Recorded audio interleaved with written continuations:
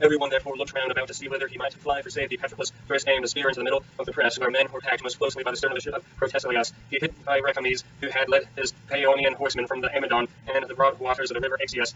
The spear struck him on the right shoulder. With a groan he fell backwards in the dust. On this his men were thrown into confusion, for by killing their leader, who was the finest soldier among them, Patroclus struck panic into them all. He thus drove them from the ship and quenched the fire that was then blazing, leaving the half-burnt ship to lie where it was. The Trojans were now driven back with a shout that rent the skies. Other Danaans poured after them from their ships, shouting also without ceasing, as when Zeus, gatherer of thundercloud, spreads a dense canopy on the top of some lofty mountain, and all the peaks of jutting headlands and forest glades show out in the great light that flashes from the bursting heavens. Even so, when the Danaans, now driven back the fire from their ships, they took breath for a little while, but the fury of the fight was not yet over. For the Trojans were not driven back in utter rout, but still gave battle, and were ousted from their ground only by sheer fighting. The fight then became more scattered, and the chieftains killed one another when and how they could. The valiant son of Meniotis first drove his spear into the thigh of Arelicus. Just as he was turning round, the point went clean through and broke the bone, so he fell forward. Meanwhile Menelaus struck Thoas in the chest, where it was exposed near the rim of his shield, and he fell dead. The son of Hylas saw Amphiclus about to attack him, and ere he could do so, took aim at the upper part of his thigh, where the muscles are thicker than in any other part. The spear tore through all the sinews of the leg, and his eyes were closed in darkness. Of the son of Nestor, one Antilochus speared 18 Menias, driving the point of the spear through his throat, and down he fell. Maris then sprang on Antilochus, in hand-to-hand fight to avenge his brother, and bestrode the body, spear in hand. The valiant Thrasymedes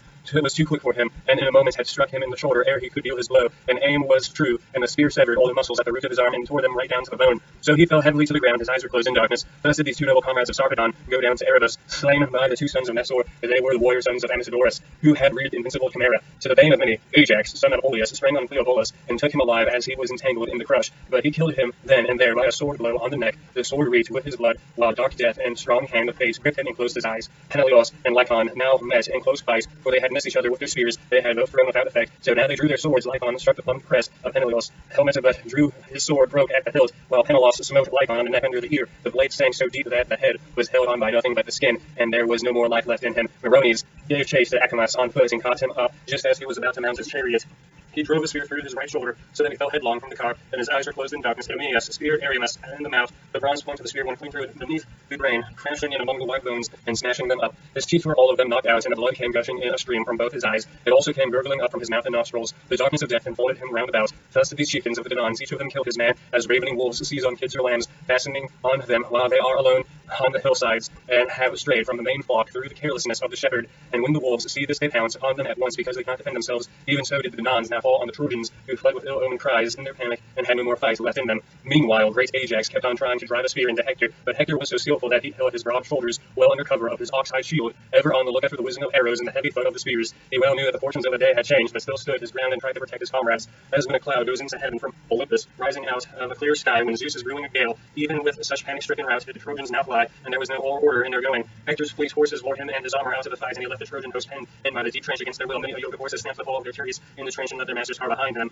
Patroclus gave chase, calling impetuously on the Danaans in full of fury against the Trojans, who being now no longer in a body, filled all the way with their cries of panic and rout. The air was darkened with clouds of dust. They raised, and the horses strained every nerve in their flight from the tents and ships towards the city. Patroclus kept on heeding his horses wherever he saw most men flying in confusion, cheering on his men the while. Chariots were being smashed in all directions, and many a man came tumbling down from his own car to fall beneath the wheels of that of Patroclus, whose immortal steeds, given by the goddess of Helios, sprang over the trench at a bound as they sped onward. He was intent on trying to get near Hector, for he had set his heart on spearing him, but Hector's horse were now hurrying him away, as the whole dark earth bows before some tempest on an autumn day, when Zeus reigns his hardest to punish men for giving crooked judgment in their courts, and driving justice therefrom, without heed to the decrees of heaven. All the rivers when fall, and the torrents tear many a new channel, as they roar headlong from the mountains to the dark sea, and the fair is filled with the works of men. Even such was the stress and strain of the Trojan horses in their flight. Patroclus now cut off the battalions that were nearest to him, and drove them back to the ships. They were doing their best to reach the city, but would not let them, and bore down on them between the river and the ships and wall. Many a fallen comrade did he then avenge. First he hit Cronus with a spear on the chest, where it was exposed near the rim of his shield, and he fell heavily to the ground. Next he sprang on Thestor, son of Enos, who was still sitting unhuddled up in his chariot, for he had lost his head in the reins and had been torn out of his hands. Patroclus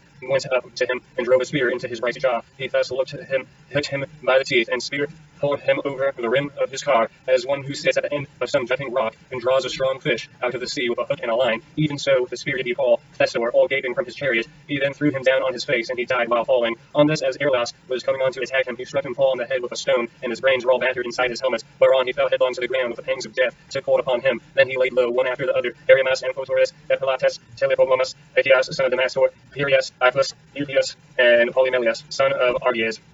Now, when Sarpedon saw his comrades, men who wore ungirdled tunics, being overcome by Patroclus, son of Meniotis, he rebuked the Lycians, saying, "Shame on you, where are you flying to show your mettle? I myself meet this man in fight, and learn who it is that is so masterful."